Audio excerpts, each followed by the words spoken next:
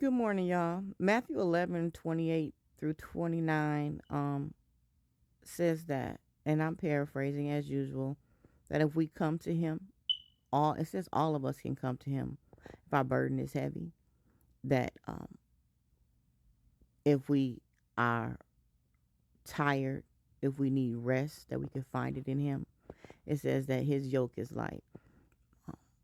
It says if we're weary, if from labor, um, it's covering an abundance of things. It's not just talking about oh, I'm sleepy tired. It's talking about your spirit is tired, your soul is tired, you are emotionally drained, spiritually drained is what it's talking about.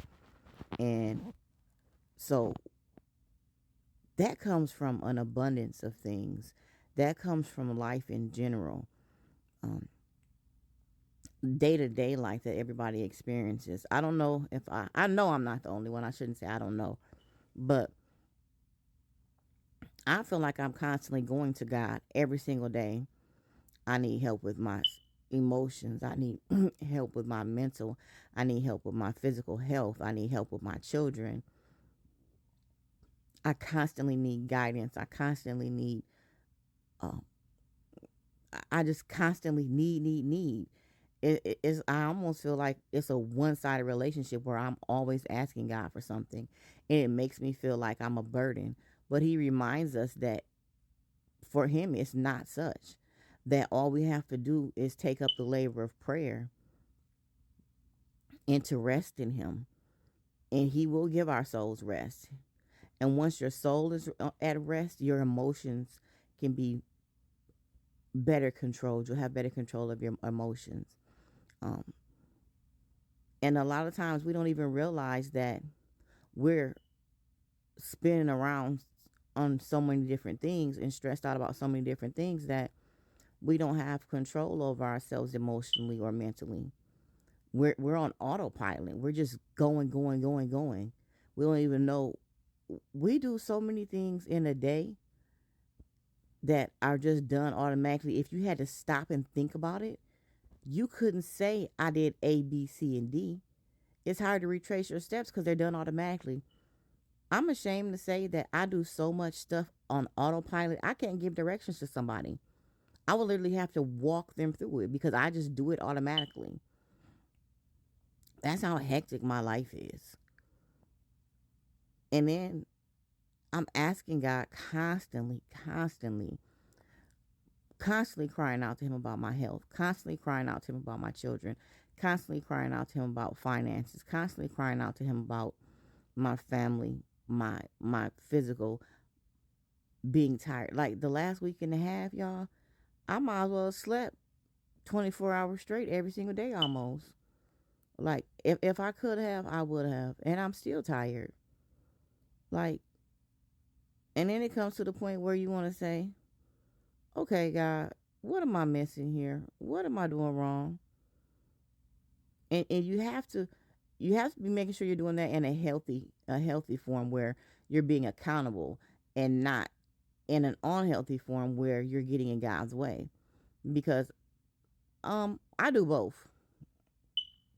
And I do both so much it's hard for me to tell sometimes whether I'm being accountable or whether I'm being unhealthy, because we can get to the point where we think, oh, you know what, I know better. So God, I can't ask God for this. I did this. I need to fix this. Oh, I know what to do. I got this. So you make your plan A, B, and C. You done stayed up 3 nights trying to figure out how you gonna do this, and you done stayed up all these nights for no reason. Because you, even if it does work, you created additional problems. You lost sleep, and it wasn't the path that God wanted you to go on. But you couldn't be patient. And sometimes there is so one of the things that I need to be accountable on, and it's gonna seem like, oh, that's stupid. I am recently, and I shouldn't say recently because I should have been recognized it, but now it's not something that I could ignore with a memory problem. So I need to be writing stuff down. I've been saying for a good 2, 3 weeks now, oh, I'm gonna get a notebook. Oh, I'm gonna start writing things down. Oh, so I don't forget them. So when I tell you that I ain't done it yet, that's me not being accountable. God has already given me the direction of what I need to do. And I ain't finna lie to you. He told me to get more than one and gave me specific directions on it in my head, and I haven't done it. So that's lack of accountability. But other things, let's say, so a financial problem. I will sit up here and figure out a way to negate something and maneuver around it, all the while creating a bigger hole for myself instead of just letting God fix it, uh, because I may feel I did something irresponsible. We can't always operate like that. If we could fix our own selves, there will be no need for intercessory prayer. There will be no need for us to go to God. One of the reasons that God allows the chaos that we create in our life is so that we don't get so comfortable that we can't depend on ourselves, so that we are able to lean on him at all times, and so that we recognize that he is the supreme authority, the Alpha and the Omega, that he is our Father, that he does control all things. And that's one of the reasons that some bad things are good for you. But I just feel personally that he gets, that this is, I'm one-sided. Like, I don't want to always be asking him for stuff. And I do praise God, and I'm grateful and I'm thankful at for so many different things. But it's just a pain and a burden to my heart to always have to ask for something. Like, and I don't think I should feel like that. I don't think he wants us to feel like that, because no parent wants your child to not want to ask them for something if they need it, or to feel like it's a problem. So I think that's a me thing that I have to fix. And if I'm completely honest, I think I've always been that way, because I've always been a person to ask for help when it's too late to ask for it. I don't know if it's a pride thing, or because there's usually, ain't no usually, there's not really anyone here, like an individual or a person, that I can go to and get help. And once God had placed someone in my life that I could get help from, I will wait till the, like, everything was hitting the fan, bro, before I even thought about asking. And it would almost be to the point where I wasn't in a helpable situation. I think God does that to us so that we know sometimes that he is the only help. And he's the only thing that we need. It's like, I don't know. I've been calling on him for so long. It's ridiculous. And I guess I should feel blessed that I know that I can call on him. But the little devil in the back of my mind just be messing with me, saying, girl, he getting tired of you calling on him.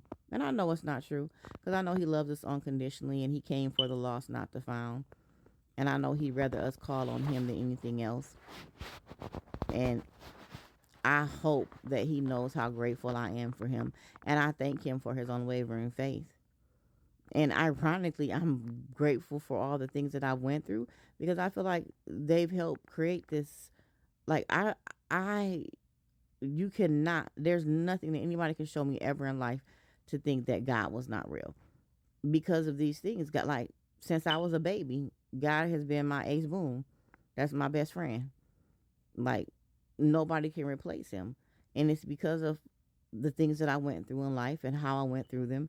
And he's been that consistent. That's my best friend. My father is my best friend. And I know he's our father, but still, um, like, he's never failed me. But I feel bad because I'm always calling on him. I just want him to say he knows me. I want him to be proud of me. And I hope one day I can get it right. I feel currently that he's not proud of me. So I want to keep going, and I hope he says he knows me when this is all over with.